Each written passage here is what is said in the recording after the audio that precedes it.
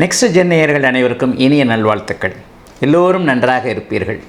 இப்பொழுது 2026 ஆனி மாதம் எப்படிப்பட்ட பலன்களை மேஷம் முதல் மீனம் வரையிலான 12 ராசிக்காரர்களுக்கு கொடுக்கும் அப்படிங்கிறத பார்க்கலாம். ஆனி மாதத்தில் என்னங்க ஒரு முக்கியமான நிகழ்வு, மாதத்தின் கதாநாயகன் சூரியன் அப்படியே மிதுன வீட்டில் இருக்கிறார். உண்மையை சொல்லப்போனால் இந்த மாதப்பிறப்பு, தமிழ் மாத பிறப்பு எல்லாமே சூரியனை அடிப்படையாக கொண்டது. சூரியன் முதல் நாள் வரும்போது ஒரு மாதம், அந்த மாத கடைசி முடிந்த 30வது நாள் 31வது நாள் முடியும் போது அடுத்த மாதம் பிறக்கும். அப்போ ஆனி மாதத்தில் எப்போதுமே சூரியன் காலபுருஷனுடைய 3வது வீடு என்று சொல்லப்படக்கூடிய மிதுன வீட்டிற்கு வருவார். அப்போ அந்த மிதுன வீட்டில் அவர் உங்களுடைய ராசிக்கு எத்தனையாவது வீட்டில் வருகிறார் என்பதை பொறுத்து இந்த மாத பலன்கள் கண்டிப்பாக நடக்கும். சூரியன் எப்போவுமே 3, 6, 10, 11ஆம் இடங்களுக்கு வரும் பொழுது உங்கள் ராசிக்கு 3, 6, 10, 11ஆம் இடங்களில் வரும்போது உபசய ஸ்தானங்கள்னு சொல்லுவோம். வெற்றியை கொடுக்கக்கூடிய இந்த ஸ்தானத்தில் 3, 6, 10, 11 வரும் பொழுது மிகப்பெரிய நல்ல பலன்களை கண்டிப்பாக செய்வார். இந்த மாதம் செவ்வாயுடைய மாற்றமும் நடக்குதுங்க. ஆனி மாதம் 10ஆம் தேதிக்கு பிறகு பார்த்திங்கன்னா செவ்வாய் தற்போது இருக்கக்கூடிய ஆட்சி வீட்டிலிருந்து சுபத்துவ வீடு, சுபருடைய வீடுன்னு சொல்லப்படக்கூடிய 2ஆம் வீடான ரிஷப வீட்டிற்கு அவர் மாறுகிறார். மேஷத்திலிருந்து ரிஷபத்திற்கு மாறுகிறார். மிக முக்கியமான நிகழ்ச்சி என்னங்க, சமீபத்தில் தான் குரு பயிற்சி நடந்தது. உச்சகுரு பகவான் அப்படியே கடகத்தில் வலுவாக இருக்கிறார். கூடவே அவர் கூட சுக்கிரன் இருப்பதும் மிகப்பெரிய யோகமான அமைப்பு.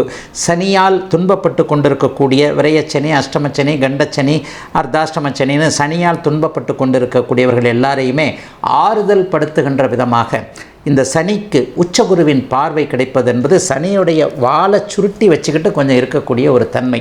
ஆக பெரும்பாலும் ஒரு நல்ல அமைப்புகள் தான் இருக்குது. மாதாந்திர கிரகங்கள்னு சொல்லப்படக்கூடிய புதனும் சுக்கிரனும் ஓரளவிற்கு நல்ல அமைப்பிலே இருக்கிறாங்க. மாத ஆரம்பத்தில் மிதுனத்தில் புதன் இருந்தாலும் கூட அதற்கப்புறம் அப்படியே வக்ரகதியில் கடகத்திலும் அதற்கு பிறகு மீண்டும் மிதுனத்திலேயுமே இருக்கக்கூடிய தன்மைகள் இருக்கின்றன. ராகு கேதுக்களை சொல்லவே வேண்டாம், அவங்களுக்கு வக்ரகதியே கிடையாது. இப்போது கும்பத்திலும் சிம்மத்திலும் இருக்கக்கூடிய ராகு கேதுக்கள் டிசம்பர் மாதம் முதல் வாரம் வரைக்குமே அதே இடத்துலையே இருப்பாங்க. ஆக ஒரு 12 ராசிக்காரர்களுக்கும் கெடுபலன்களை, சாதகமற்ற பலன்களை அப்படி நடக்கும், இப்படி நடக்கும், இந்த மாதிரி ஆகிடுவீங்க, அந்த மாதிரி ஆகிடுவீங்கன்னு சொல்லக்கூடிய அளவில் நிச்சயமாக மாற்றங்கள் இல்லைங்க. செவ்வாயுடைய மாற்றம் நன்றாகவே இருக்கிறது. மாத பயிற்சியில் மிதுன வீட்டிற்கு சூரியன் போவதும் உச்சகுருவானவர் ஒரு நிலையில் சுக்கிரனோடு சேர்ந்திருப்பது, புதனோடு சேர்ந்திருப்பது, அதன் பிறகு சனியை பார்ப்பது என்பது ஒரு மிகுதியான நல்ல அமைப்புகளை, கல்வி சார்ந்த அமைப்புகளை நல்ல இதை கொடுக்கும். மாணவர்களுக்கெல்லாம் கொஞ்சம் ஓரளவுக்கு படிப்பில் கொஞ்சம் அக்கறை வரும். அடப்போங்க சார், எந்த காலத்தில் சார் மாணவர்கள் படித்தாங்கன்னு கேட்குறீங்களா? ஆயினும் ஒரு காலகட்டத்திற்கு பிறகு தன்னுடைய எதிர்காலத்தை பற்றி இளைய பருவத்தினர், சிறார் பருவத்தில் இருக்கக்கூடியவர்களுக்கு கொஞ்சம் அக்கறை வரும் இல்லையா? அந்த அக்கறை இந்த ஆனி மாதத்திலேயே வருங்க. போட்டிகளில் வெற்றி பெறக்கூடிய அமைப்பு இளைஞர்கள் எல்லாருக்குமே இருக்குது. ஆகவே எதிலும் கூடுதல் நிறைவை தருகின்ற மாதமாகவே அமைந்திருக்குதுங்க இந்த ஆவணி மாதம். மிகப்பெரிய சாதகமான அமைப்புள்ள கிரகங்கள் இருக்கிறனால பெரிய நன்மைகள் இருக்குங்க. இப்போது தனித்தனியாக மேஷராசியிலிருந்து மீனராசி வரைக்கும் 12 ராசிக்காரர்களுக்கு இந்த ஆனி மாதம் எப்படிப்பட்ட பலன்களை தரும் அப்படிங்கிறத பார்த்துடலாங்க. மிதுன ராசிக்காரர்களுக்கு 3ஆம் அதிபதி சூரியன் அப்படியே ராசியிலே உட்கார்றார். ராசியில் சூரியன் உட்கார்ந்தாலே கொஞ்சம் சூடு அதிகமாகும்னு அர்த்தம். இது எல்லாருமே மூல நூல்கள் எல்லாமே ஒரு பொதுவான பலன்களாக சொல்லும். அதாவது டக்குன்னு கோவப்பட்டுருவோம். சூரியன் இருக்கும்போது ஒரு அதிகார தோரணை இருக்கும். எதையுமே ஒரு அதிகாரத்தோடு தான் பேசுவீங்க. அதிகாரத்தோடு பேசக்கூடிய அளவிற்கு உங்களுடைய ஆளுமை திறன் அதிகரிக்கக்கூடிய மாதமாக இந்த மாதம் ஆனி மாதம். உங்கள் ராசியில் தானே சூரியன் உட்கார்றார். சூரியன் உட்கார்றாருனாலே இதை செய்ய முடியும், அதை செய்ய முடியும்ன்ற அதீத தன்னம்பிக்கையை அதிகரிக்கக்கூடிய மாதமாக மிதுன ராசிக்காரர்கள் எல்லோருக்கும் இந்த மாதம் அமைந்திருக்கிறது. ராசிநாதன் வக்ரகதியில் 2, 1 இடங்களில் மாறி மாறி அமருகிறார். அதுவும் ஒரு வகைக்கு நல்ல அமைப்பு தான். ஏதாவது செலவுகள் இருக்குமா அப்படின்னு பார்த்தீங்கன்னா ஆமாங்க. 10ஆம் தேதி வரைக்கும் லாபஸ்தானத்தில் இருக்கக்கூடிய இந்த செவ்வாய் அப்படியே பிற்பகுதியில் பார்த்தீங்கன்னா 12ஆம் இடத்திற்கு வந்துடுறார். அப்போ என்ன நடக்கும்? சகோதரர்களால் விரயங்கள், செலவுகள் இருக்கும். சகோதர சகோதரிகள்னு கூட எடுத்துக்கலாம். அக்கா தங்கச்சிக்கு ஏதாவது வாங்கி கொடுக்கறது, ரொம்ப நாள் ஆசைப்பட்டு கேட்டாங்க, என்னை விட்டால் யார் இருக்காங்க, நான் தான் அண்ணன், நான் தான் தம்பி, நான் தான் தங்கச்சி, நான் தான் அக்கா, ஏதாவது ஒன்று சகோதரர்களுக்கு எதையாவது அவர்கள் விருப்பப்பட்ட ஒன்றை வாங்கி கொடுக்கக்கூடிய தன்மைகள் இப்போது மிதுன ராசிக்காரர்களுக்கு ஏற்படுகிறது. அதை நீங்கள் சந்தோஷமாகவே செய்வீங்க.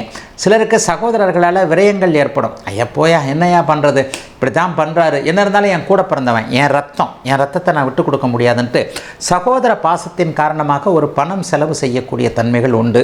மாதத்தின் பிற்பகுதியில் ஆனி மாதம் 15ஆம் தேதிக்கு பிறகு கடன் படக்கூடிய அமைப்புகள், 6ஆம் அதிபதி 12ஆம் வீட்டிலேருந்து 6ஆம் வீட்டை பார்க்குறாரு இல்லையா, வாகனம் சார்ந்த விஷயங்கள், வீட்டுப் பொருட்கள் சார்ந்த விஷயங்களில், வண்டி வாகனம், வீடு சார்ந்த விஷயங்களில் ஏதாவது ஒரு கடன் அமைப்புகள் வரும்.